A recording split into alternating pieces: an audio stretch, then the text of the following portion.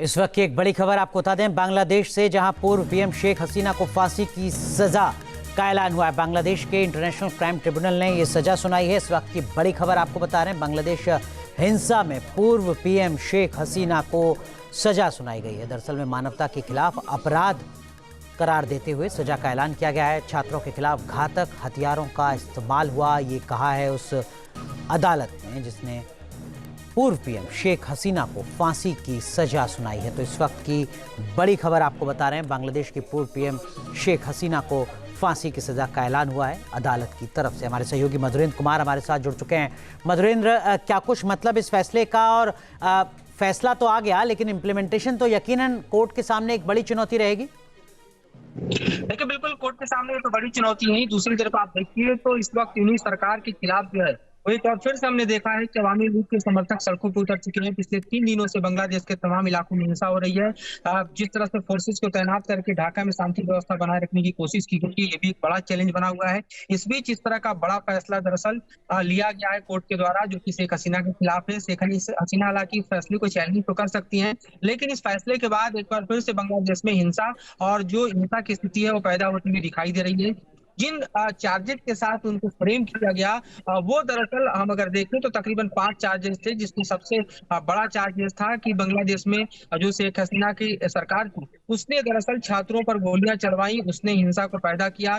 जब आंदोलन हुए उस आंदोलन को कुचलने के लिए उन्होंने मानवता का नरसंहार किया। तो इस तरह के चार्जेस के साथ भी उनके खिलाफ फैसला सुनाया गया लेकिन है। लेकिन मधुरेंद्र, जिस तरीके के मौजूदा हालात हैं बांग्लादेश के, यही चार्जशीट तो दाखिल होनी थी, ये तो लगभग तय माना जा रहा था। देखिए, बिल्कुल लगभग तय था। और टाइमिंग देखिए कि अब जबकि बांग्लादेश में इस बात को लेकर भी आंदोलन शुरू हो चुके हैं कि यूनूस सरकार जल्द से जल्द चुनाव कराए और जो गवर्नमेंट को टेक ओवर करके बैठे हैं यूनूस, वो जल्दी जाएं। तो ऐसे माहौल में एक बार फिर से इस फैसले को लाना ये बतलाता है कि बेहद कैलकुलेटिव मूव है। टाइमिंग इसकी देखनी बहुत जबरदस्त है, तब जबकि अवामी लीग के समर्थक एक बार फिर से बांग्लादेश की सड़कों पर हैं और उनकी सबसे बड़ी नेता को इस तरह के फैसले की जद में रखा जा रहा है। तो ये अपने आप में देखा जाएगा कि इसका क्या इस वक्त रिपरकशन जो है बांग्लादेश में होता है, उसपे सबकी और नजर एक गड़ी बड़ा हुई है। मैसेज इसका ये भी कि शेख हसीना वापस अपने वतन नहीं लौट पाएंगे। देखिए, बिल्कुल चूंकि शेख हसीना लगातार हम देख रहे थे, इधर इंटरव्यू में कह रही थी कि उनकी पार्टी चुनाव लड़ेगी, वो जनता के बीच जाकर जनता का एक तरह से हम देखें समर्थन फिर से हासिल करने की कोशिश करेंगी। लेकिन यह फैसला सीधे तौर पर बता रहा है कि उनकी वापसी की गुंजाइशें जो है वो अब बिल्कुल ही निर्मूल दिखाई दे रही है। लेकिन तब जबकि ये फैसला आया है उस वक्त भी बांग्लादेश में इसी तरीके के हालात हैं। सेना को प्रदर्शनकारियों को देखते ही गोली मारने के आदेश दिए हुए हैं। क्या वाकई जो प्रदर्शनकारी थे वो भी इस बात को समझ रहे होंगे कि किस तरीके का माहौल उस वक्त बनाया गया था, शेख हसीना के खिलाफ किस तरीके की साजिश रची गई थी? देखिए, वहां पर 2 पक्ष है। अगर आप देखिए जमायत को या फिर बीएनपी को, तो निश्चित तौर पे वो लंबे समय से कोशिश कर रहे थे कि शेख हसीना की सेकुलर गवर्नमेंट को वहां से उखाड़ फेंका जाए और तब जाके खुद के लिए रास्ता तलाशा जाए। हालांकि शेख हसीना की सरकार पर भी लगातार ये आरोप लगे कि उन्होंने लोकतंत्र की हत्या की और उन्होंने वोट को जो है वो अपने पक्ष में गिरवाने के लिए तमाम तरह के हथकंडे अपनाए। तो ये आरोप तो उन पर थे, लेकिन जाहिर तौर पर एक बांग्लादेश शांत और समृद्ध देश की तरफ आगे बढ़ रहा था, एक उन्नति और तरक्की के रास्ते बढ़ रहा था, ये भी कोई इनकार नहीं कर सकता। और शेख हसीना के जाने के बाद, इस रिवोल्यूशन के बाद, जिसे सो कॉल्ड रिवोल्यूशन कहा जाता है, आप देखिए इस वक्त क्या स्थिति बांग्लादेश की है और किस तरह से बांग्लादेश जो है वो आंतरिक कलह और हिंसा की चपेट में है। वो हिंसा पिछले 3 दिनों में देखें तो दर्जन भर लोगों की जानें ले चुकी हैं।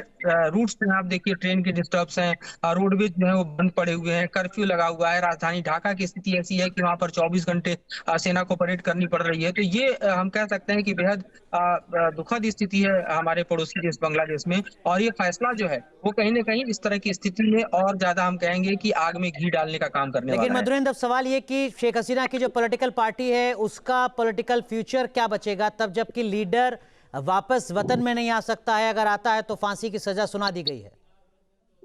देखिए, शेख हसीना या उनके वारिस के बिना उनकी पार्टी का स्टैंड जो है वो हम कहें कि वो चुनाव में कोई टेक नहीं कर ले सकता है। और जाहिर तौर पर उनकी पार्टी के ऊपर भी प्रतिबंधें लगी हैं, उनके पार्टी के ऊपर प्रतिबंधों को और कड़ा किया जाएगा, उन्हें चुनाव नहीं लड़ने दिया जाएगा। संभव है कि उनकी पार्टी के मान्यता को रद्द ठीक है। करके भी